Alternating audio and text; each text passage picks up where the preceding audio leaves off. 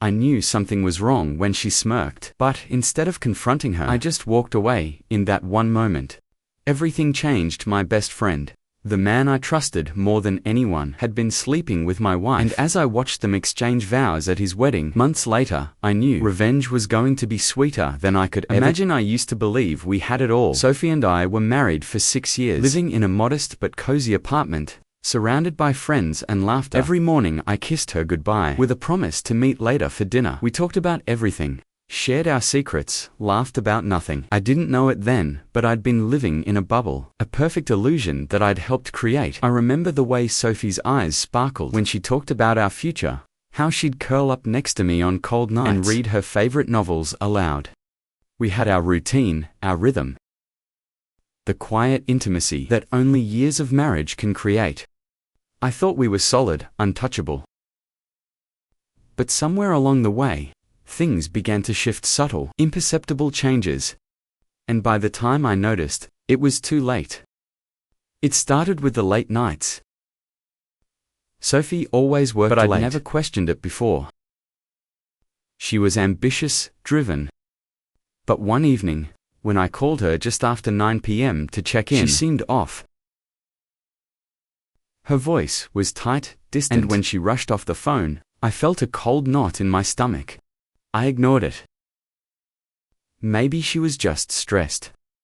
But it didn't stop there. Her phone became a fortress. Always face down, always hidden, always vibrating with messages she quickly dismissed.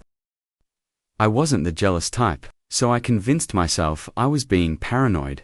But then the perfume. It wasn't the one she wore when we first met. It was a sharp, spicy scent I didn't recognize. I told myself it was nothing. She had to borrow someone's cologne at work, or maybe it was just a new brand. The cracks in our marriage were starting to show, though I couldn't admit it. Sophie stopped initiating conversations about our future, and she wasn't as affectionate anymore. I began to feel like a stranger to her. And then one night, I walked into our living room to find Tyler sitting there. He was my best friend. He'd been part of my life since college. Every milestone, every heartbreak, we'd shared it all. But when our eyes met that night, something shifted. Tyler wasn't just sitting there. He was acting too comfortable, too familiar with her.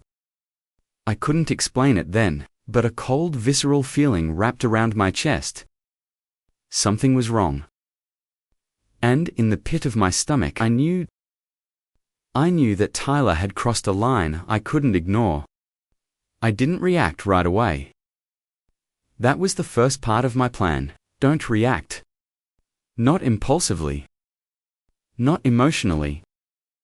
I had to stay calm. I told myself that whatever was going on, whether it was a flirtation or something deeper, I wouldn't let anger cloud my judgment. Instead, I needed to understand the full scope of their betrayal. Over the next few weeks, I started to gather the pieces. Sophie had become more secretive, sneaking around like I wouldn't notice. Tyler had been texting her constantly. I saw the messages, when Sophie left her phone unattended once. Can't wait to see you tonight. We'll make sure no one else finds out. I could feel my blood boil, but I didn't act. Not yet. I'd spent years studying human behavior. I knew how to play this game. So I took a step back, observing. I began feeding Tyler information about Sophie's supposed work trips, leading him to believe I was distracted and trusting. I started making subtle changes, like leaving random objects at the house, things that would make Sophie uncomfortable but wouldn't be obvious. A lock of hair, a jacket Tyler had left behind, a stray lipstick. Little things. The plan wasn't about explosive confrontation, it was about manipulation. I had to turn Tyler and Sophie's lives into a series of small, irreversible mistakes. Then when everything seemed ready, I laid the final piece. I knew Sophie and Tyler were getting closer than they'd ever been. I invited Tyler to a get-together, a casual gathering with a few of our mutual friends. But I also made sure to invite a few key people who had a lot to lose professionally. Sophie was always on top of her game, but I knew she had a few secrets in her past. Secrets she'd worked hard to keep buried. It wasn't about ruining her. It was about exposing the truth. All of it? It was at Tyler's wedding where everything fell apart. He'd been in a relationship with someone else, someone he was supposed to marry. But I knew that when I pulled the strings, the truth would surface. The ceremony was beautiful, typical of the rich, perfect illusion Tyler had always wanted to portray. He'd been boasting about it for months, acting like his life was perfect. The smug grin he wore when he caught my eye made me nauseous. Sophie stood beside him as one of his bridesmaids, her nervous smile hiding her guilt during the reception. When the champagne flowed, I made my move. I found the perfect moment, when Tyler and Sophie were laughing together, lost in their own world. I pulled aside one of his friends, a key player who had witnessed everything: Tyler's late-night texts to Sophie, the clandestine meetings, the stolen moments. I told him everything. The moment Tyler took his vows, I knew I had them both. Sophie's face went pale as she caught my eye. It was as if she knew the truth had been uncovered. Tyler, smug and confident, turned to me for approval, as if nothing had changed. I smiled, but it wasn't a smile of camaraderie. It was a smile that made him pause, a smile that slowly turned into a smirk on my part. Then, just as the ceremony reached its peak, I made a call. It wasn't to the police, it was to HR. Sophie's old company had been dealing with rumors about her involvement in some questionable practices. Rumors I had uncovered.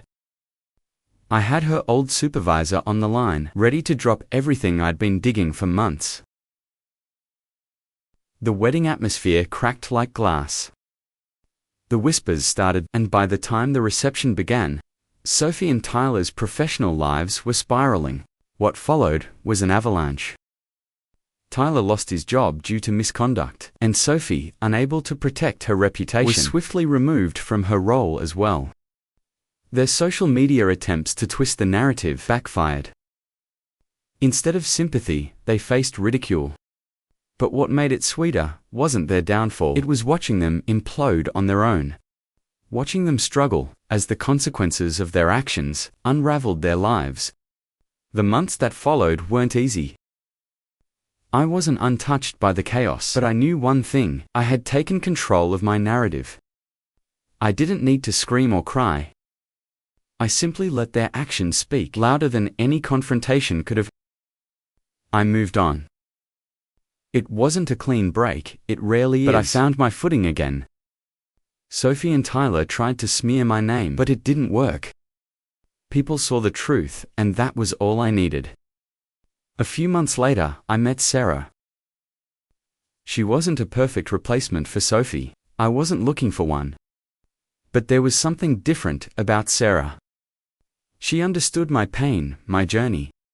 And slowly, with her I began to trust again. Revenge hadn't brought me peace. Learning to move forward did. It taught me that the best form of justice is often the quiet kind, the kind that doesn't seek acknowledgement, just a resolution. If this story resonated with you, take a moment to reflect on your own life. If you've ever been hurt, betrayed, or manipulated, know that the truth always finds its way out. Like, subscribe, and share this with someone who needs to hear that. Revenge isn't always loud. It's often silent and precise.